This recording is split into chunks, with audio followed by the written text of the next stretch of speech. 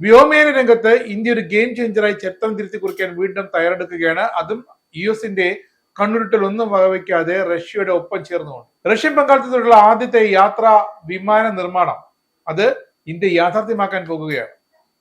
ആഭ്യന്തര ആവശ്യങ്ങൾക്ക് വേണ്ടി SJ-100 എന്ന മോഡൽ വിമാനങ്ങൾ ആത്മനിർഭർ ഭാരത് പദ്ധതിയിൽ ഇന്ത്യ നിർമ്മിച്ചിറക്കും. ഇന്ത്യയിൽ ഒരു സമ്പൂർണ്ണ യാത്രാ വിമാനം നിർമ്മിച്ചിറക്കുന്നത് ഇതാദ്യമായിട്ടാണ്. ബോയിങ് അടക്കം ഇന്ത്യയിൽ നിർമ്മാണ കേന്ദ്രങ്ങൾ തുടങ്ങാൻ പദ്ധതി ഇട്ടിട്ടുണ്ടെങ്കിലും അതിന്റെ പ്രാരംഭ പ്രവർത്തനങ്ങളെല്ലാം ആരംഭിച്ചിട്ടുണ്ടെങ്കിലും ഇത്തരത്തിലൊരു യാത്രാ വിമാനം ആത്മനിർഭർ ഭാരത് പദ്ധതിയിൽ പൂർണ്ണമായും ഇന്ത്യയിൽ നിന്നും പുറത്തിറങ്ങുന്നത് ആദ്യം.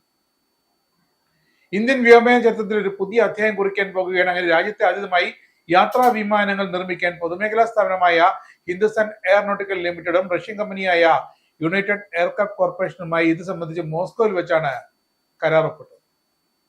ഇന്ത്യയുടെ വാണിജ്യ ആഭ്യന്തര ആവശ്യങ്ങൾക്കായിട്ട് SJ-100 എന്ന മോഡൽ യാത്രാ വിമാനങ്ങൾ നിർമ്മിച്ചിറക്കും.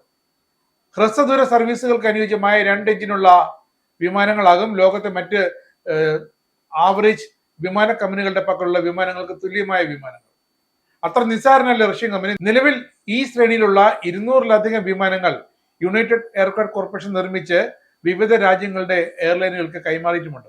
ആഗോളതലത്തിൽ നിലവിൽ 16-ലേറെ വിമാന കമ്പനികളുമായി ഇവർ സഹകരിച്ച് പ്രവർത്തിക്കുന്നുമുണ്ട്. SJ-100 വിമാനത്തിന് 103 യാത്രക്കാരെ ഉൾക്കൊള്ളാനും 3530 കിലോമീറ്റർ ഇന്ധനം നിറച്ച് ഒറ്റപ്പറക്കലിൽ ലക്ഷ്യം കൈവരിക്കാനും ഒക്കെ സാധിക്കും. കുറഞ്ഞ പ്രവർത്തന ചെലവുണ്ട്. -55 മുതൽ 45 വരെ താപനിലയിൽ പ്രവർത്തിക്കാൻ നല്ല കഴിവുമുണ്ട്. അങ്ങനെയാണ് ആ വിമാനം റഷ്യ രൂപകൽപ്പന ചെയ്തിരിക്കുന്നത്. UAE-യുമായുള്ള ഈ പങ്കാളിത്തം വ്യോമയാന മേഖലയിൽ ആത്മനിർഭർ എന്ന ലക്ഷ്യം കൈവരിക്കാൻ ഇന്ത്യയെ എത്രയും വേഗം സഹായിക്കുമെന്നാണ് HAL അറിയിച്ചിരിക്കുന്നത്. ഈ സ്ഥാപനത്തിലൂടെ ഇന്ത്യയുടെ വ്യോമ ഗതാഗത ശേഷി വർദ്ധിപ്പിക്കാനും വിദേശ ആശ്രയത്വം നന്നേ കുറയ്ക്കുവാനും സാധിക്കും. കഴിഞ്ഞ ദിവസം ഇസ്രായേലുമായി ഇന്ത്യ ഏർപ്പെട്ട ഒരു ചർച്ചകൾ പ്രകാരം 6ഓളം ടാങ്കർ യുദ്ധവിമാനങ്ങൾ നിർമ്മിച്ചിറക്കാനായിട്ട് അതിൽ 3 മുതൽ 30% വരെയാണ് ഇന്ത്യ ഏറ്റവും കുറഞ്ഞ മേക്ക് ഇൻ ഇന്ത്യ ഉൽപ്പന്നങ്ങൾ ഉപയോഗിക്കാൻ നിർബന്ധിച്ചിരിക്കുന്നത്. പക്ഷേ 30%-ലേറെ ആ വിമാനങ്ങളിൽ മേക്ക് ഇൻ ഇന്ത്യ ഉൽപ്പന്നങ്ങൾ ഉണ്ടാകുമെന്ന് തന്നെയാണ് പ്രതീക്ഷയും. ഇവിടെ ധാരണ പ്രകാരം രാജ്യത്തെ ആഭ്യന്തര ഉപഭോക്താക്കൾക്ക് വേണ്ടിയുള്ള വിമാനങ്ങളുടെ നിർമ്മാണാവകാശം HAL-നായിരിക്കും.